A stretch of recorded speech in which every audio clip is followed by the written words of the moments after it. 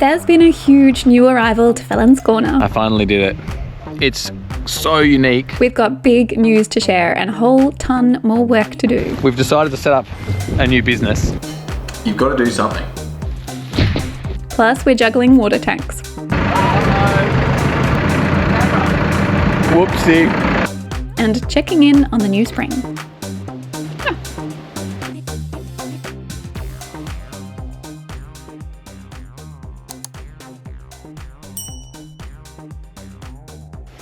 Hello guys, welcome back to the farm.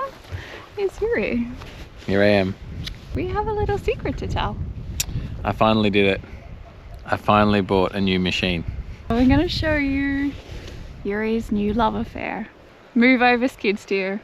This is pretty epic, this one. I think this machine is the most excited I've ever been about a machine. And I've been pretty excited before. The skid steer was a big deal. How do you feel about it? What do you think of it? It's so unique. It's the only one of its kind in Tasmania, and it's taking a lot to get used to operating. Shall we show them? I want to show you what's in this box first. Let's draw the suspense out a little longer. I have a black box. Get ready for this. Some of you will be sitting in the comments and be like, sorry, you'll be sitting there in your lounge room and be like, oh, I know exactly what this is going to be. I wanted to go one up on Jeremy Clarkson. And this is what drives it. It's like Nintendo, but on steroids. It's intense. Okay, should we show you the real deal? Okay. Over this way? Okay. We've decided to set up a new business because we couldn't be unemployed in Greenland for too long. Unemployed in Greenland! We're showing our age with that. And this is the new business.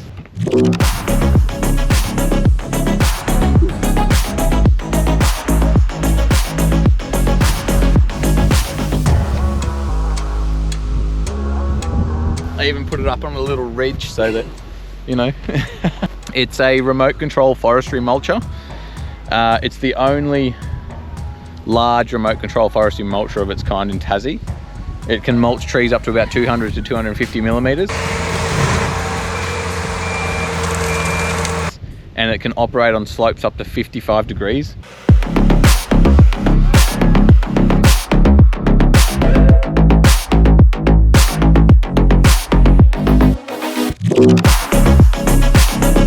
So my new job is walking around after this thing on all sorts of crazy terrain. With this, exactly. Okay. Driving it into some really cool places. So in between all our filming and episodes and farm work, all the stuff we've been doing, Juri has been rolling around the state and drumming up some work for it. Yeah. How's that been going? Oh, it's been going really well, yeah. It's been really well received and done some really interesting jobs so far. I did one olive farm, which was just a load of fun. It was a great job. Yeah. So yeah, we've got a whole stack of work on the books. We're booked out to probably like mid-Jan at this stage. So probably about 6 weeks, and we've only been operating for a couple of months. So doing really well, super happy with it. But might tell you more about the business when we're going inside where it's warm. But do we want to just I know there's a whole stack of dudes that are viewing this and they're like, tell me more, I want to see more details. Tell us all about this. Okay, so 75 horsepower, turbocharged. It has turbocharged diesel, that is. The mulching head is at the front here. You can see it's got a drum with teeth. It's got tracks, as you know, it's got really aggressive tracks for obviously handling the steep terrain. The tracks extend in and out. From here, you can suck that in or push that out. Whoa. Yeah, just to I didn't know that. increase the stability. So sometimes you want to go through a gate so you reduce your width, or if you're working amongst trees. Got a cool little control panel here.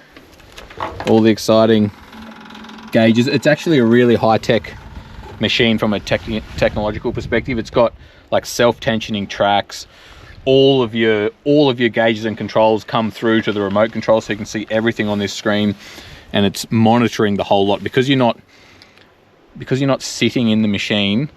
and because you're often working at a distance from it, you can't always hear it as well, and you can't always feel it. So you have to rely on your gauges and your sensors to tell you if there's anything wrong with it. So has that been really strange to be outside of the machine you're operating? yeah, so every other machine I've ever operated, you're sitting in it and you can feel it. It was very weird at first watching the machine go up a hill. You can't feel anything, so you're doing almost everything off your hearing. Like you can hear when you hit a rock, you can tell the difference between like timber, rocks or steel. We have hit a few star pickets, which is pretty grim. But the other advantage is, which I'm really enjoying now, is that you're not bouncing around in it all day, which is really nice. But also you can walk around the side of the machine. You can see where the head of the machine is working and what sort of, you know, rocks and stuff and obstacles are in front of you. So you don't always get that when you're sitting in the machine. I'll show you under the bonnet, and I hope to never ever need to work on this thing because it's pretty intense in here. Yeah, so running a turbocharged Kohler engine, and that's coupled to just a massive hydraulic pump. The whole machine is just designed to pump as much fluid as it can to that cutter head. If you live in Tassie, you may have seen some Facebook ads around, and you may even have seen the machine out on the truck floating about the state. I've sort of roughly doing a lap of the whole state every couple of weeks at this stage. So yeah. What's been people's reactions to the machine? Because it's pretty out there. Oh, it's as it's the only one in the state, most people have never seen one. Thanks to Jeremy Clarkson, there's a little bit of awareness around it, but you pull up for like a coffee at a coffee shop and you end up talking to like random dudes that just pull up and want to ask you what it is, like what the hell is that, you know? So yeah, I've had some great conversations with people who just have no idea what it is, but it's getting out there. Yeah, the remote part is the difference between this and what a regular mulcher would do. So it's just, yeah, it allows you to go into that steeper terrain, which is great for Tassie because it's a real steep, hilly place. On the back we have a winch, a hydraulic winch that is designed so often you'll be working on like the top of a hill or the top of a cliff, and you can do that bit but not the cliff bit, so you'll tie yourself off to a tree, so you can lower yourself down and not worry about, you know, losing traction and sliding off the cliff. So, or when you get bogged, which is pretty rare with this. But how much do you love this machine? When you first arrived with it, I've never seen you more excited.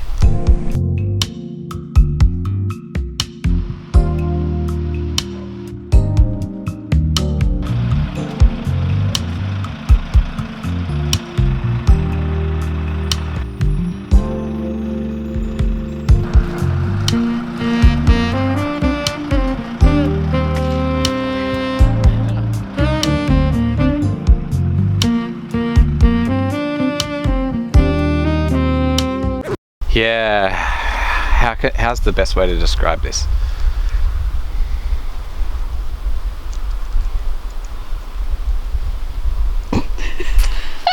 Don't know.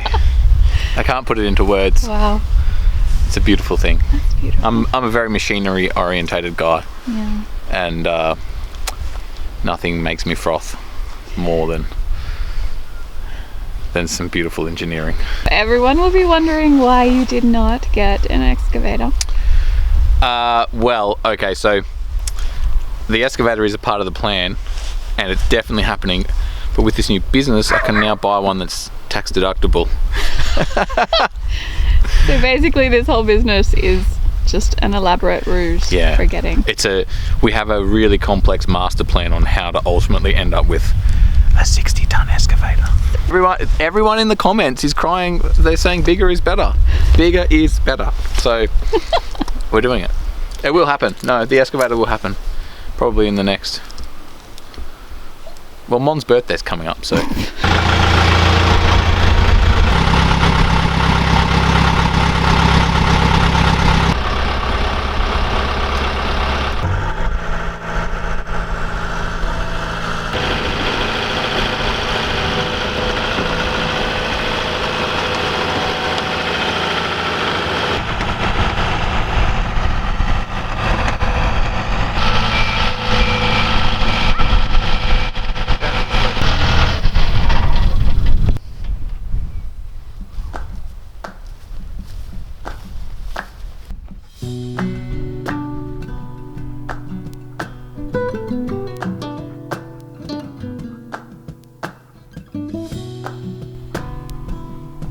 Like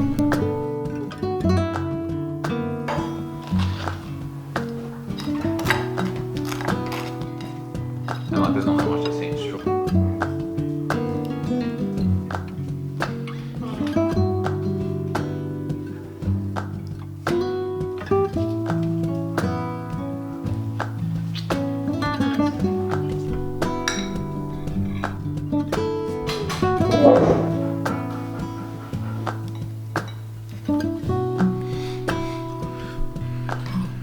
So we come inside and we're just sitting down to dinner, and you might be wondering why we started another business. So the previous business, I think we spoke about this in a prior episode, but the previous business turned into a bit of a monster. And if anyone who's run a business would understand this, like you start it and you add some staff and you add some staff and you add some equipment, before you know it, you've got some debt. Before you know it, you're just completely chained to this beast that requires your attention 24/7. The previous business, for those of you that don't know, was a tree company which incorporates three of the most dangerous elements of the Australian workforce, essentially. So manual handling, a lot of manual handling, that makes up most of Australia's workplace injuries. Chainsaws, which are the most dangerous power tool in the world, and working at heights, which is in the top 3 most common workplace injuries in Australia as well. So combining those three, it's an extremely dangerous business to operate in. So we sold that predominantly to reduce our exposure and the level of risk that we were carrying in that industry. But in saying that, you've got to do something. And you've got to make some form of an income. The new business is called /, by the way. That's a cool name. In the name, I mean, the name says it all. It's a slashing and land clearing company, but it essentially specializes in just general grass slashing, sort of trickier, sort of steeper slashing and mulching, land clearing, and then obviously this remote control machine which does the really sort of steep stuff, which is unique to Tasmania. And that industry is very similar in a lot of ways to the previous business. So a lot of the systems and the processes and the procedures that we had from that kind of adapt across to this.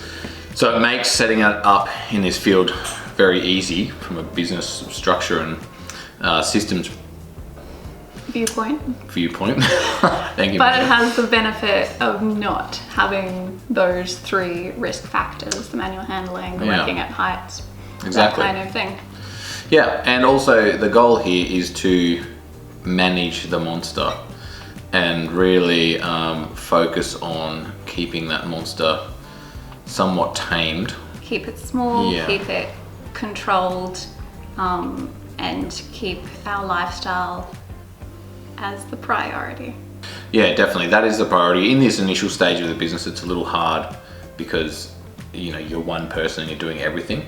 You always go through this really awkward stage of, you know, you're trying to drum up work, so you're putting everything into it, and then for instance you get a lot of work and then you need to put someone on, but you haven't got quite enough work to be able to put someone on. You also don't have the lending power because you're new, you don't have 12 months of running the business to back you up, so you can't really expand. It's a really kind of awkward stage, and that's where we're at the moment, and it means a lot of work for Juri, like, yeah, a lot of work, and fitting that into our farm projects and our filming and the channel. It's a bit of a juggle at the moment. Yeah, it's a bit of a juggle, but it's also important to reiterate that the farm is still the priority. That's where like our love really is. So yeah. The business is essentially just a means to produce an income in order to spend the income on the farm. So the farm's really where it's at. The YouTube channel is not going anywhere. It's absolutely great running that, and we've got some really cool projects coming up, don't we? Yeah, we do. So remember, like back in one of the early, it might have even been the first episode or the second one, we bought some cattle, as you've probably seen in a few shots since. Those cattle are now at the point where they need to go off to, so they need to move on. We don't have functioning cattle yards yet. Yeah. I think I spoke about that in a previous episode as well, but It's time to process them? Maybe we can say that. harvest. Yeah, it's time for harvest. Yeah, we're about to do a really cool set of cattle yards that incorporates a horse round yard. And we're doing that all traditional style, a little bit like the post and rail fence we did. Maybe even better than that, hopefully, and we've learned all the tricks with that one, so I think we'll be able to streamline this one and make it a bit nicer. And then once that's done, we're back down here to the house. Got a whole stack of stuff here to do. The roof's got to be done, finish some outside stuff, the tiling. We've got a really exciting project for the Airbnb. Hey! We've got a really exciting project for the Airbnb to do a mini bar, which is really unique. So She's keen. she's super keen. I'm gonna eat this dinner because I'm keen as well.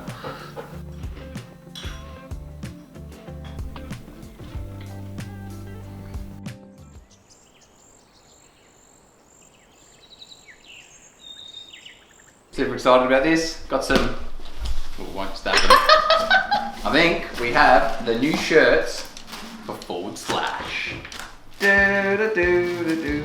Restrictions on workwear in our past business meant Juri really enjoyed flexing a little of his design magic on work shirts this time around.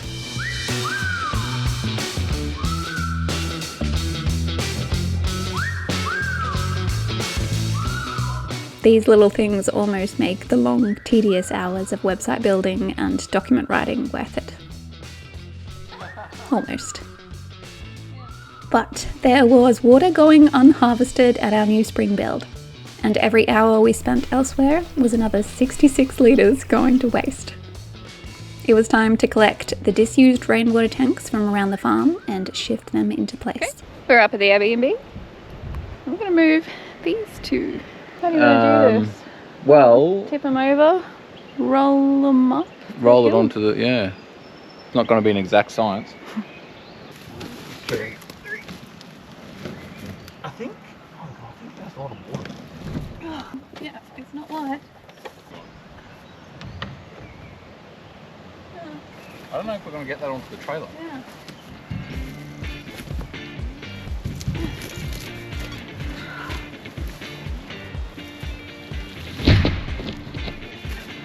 Dodgy. No snakes, but look at this.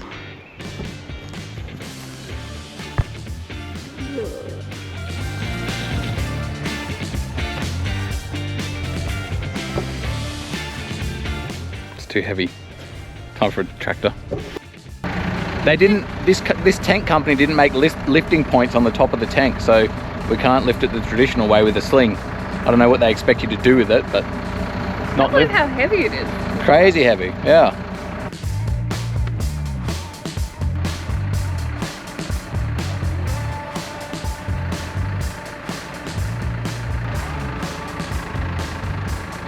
This plan went totally fine until we needed more height to get it on the trailer, and Juri blithely popped the tank down to shorten the rope.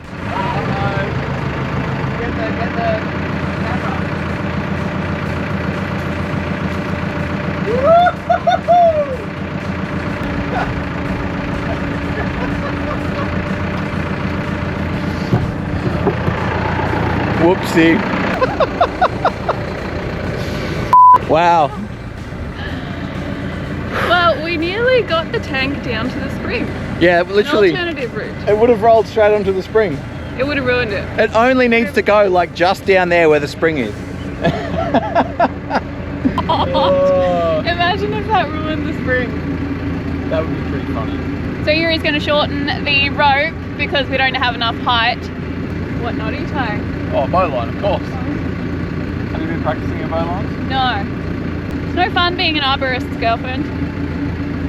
So much not judgment. No. I'm not judging you, honey. So we get back to the group. We're not going to let it go this time, right? No.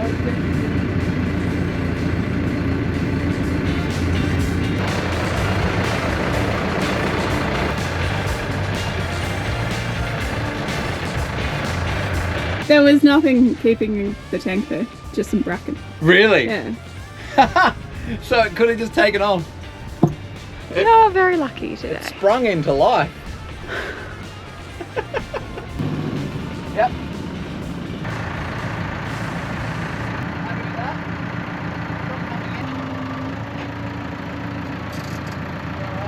I don't think we should take any more chances. I think we just put a strap around it, hey? I can't. That was some rookie tractor driving.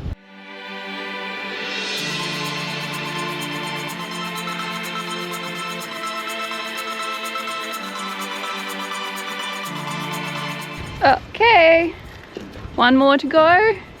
This one's actually quite interesting. So this tank has been set up previously, not by us, by the previous owner, as a similar spring setup to what we've created, just not as well done.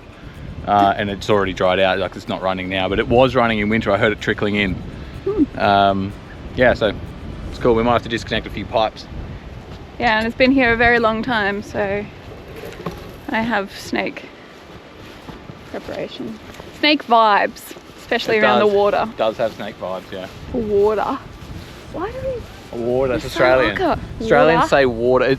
Water is the most horrible Australian word, water. We need to find the outlet on this, but it's half buried, so maybe I just push it a little with the tractor till we find it. Yeah. We've decided we're doing everything with the tractor this time. Yeah, too many snakes. Once we find it, we disconnect it, then we push it over there, then we hook a rope onto it. Rope, Stilsons. Stuff. Let's get done.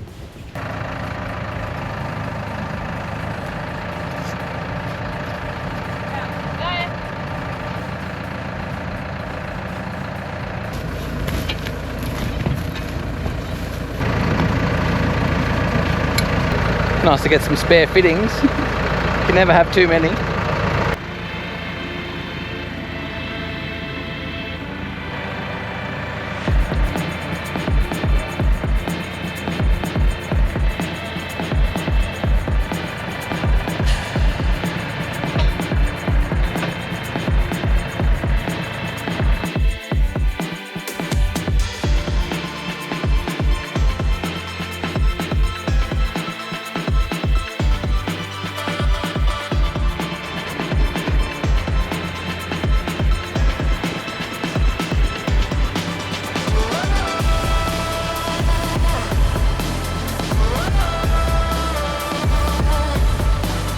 Done!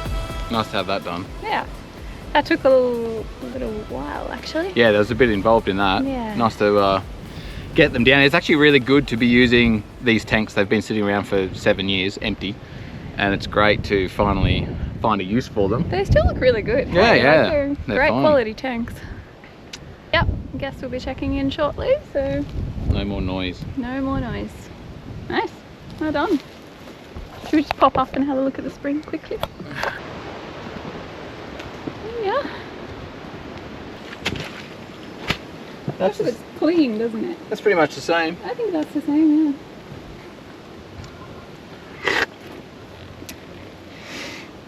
Ah, it tastes good. It tastes really good. Really? Yeah, it's just like clean water. It's not dirty at all.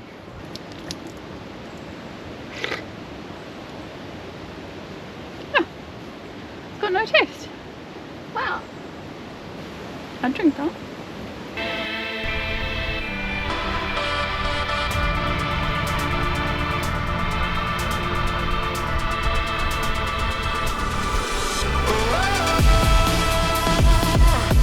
As always, guys, thanks for joining in. It's great to have you along with us every week, or every fortnight. Every fortnight. Every morning. We'll see you in a fortnight for the next round of shenanigans. Yeah, thank you.